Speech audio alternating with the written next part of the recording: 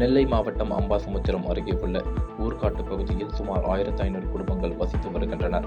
இந்நிலையில் அப்பகுதி வசிக்கும் குடும்பங்களுக்கு தமிழக அரசு இதுவரை பட்டா வழங்காமல் இருப்பதாகவும், அரசு வழங்கிய இலவச வீட்டுமனை பட்டாக்களையும் தற்போது புறம்போக்கு நிலமாக அரசு அதிகாரிகள் மாற்றியுள்ளதாகவும், எனவே தங்களுக்கு உடனடியாக பட்டா வழங்க வேண்டும் என்றும், இல்லையென்றால் வரப்போகும் நாடாளுமன்ற தேர்தலை புறக்கணிக்கப் போவதாக ஊர்காட்டு பொதுமக்கள் ஊர் பொதுக்கூட்டத்தில் ஒன்று கூடி முடிவெடுத்துள்ளனர்.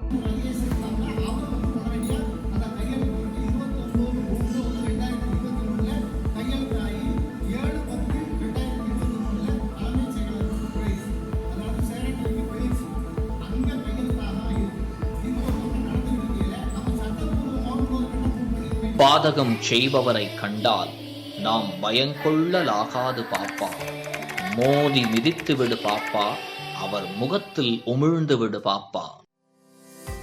அண்மை செய்திகளை உடனுக்குடன் தெரிந்து கொள்ள இணைந்திருங்கள் இயம்நாடு தொலைக்காட்சியுடன்.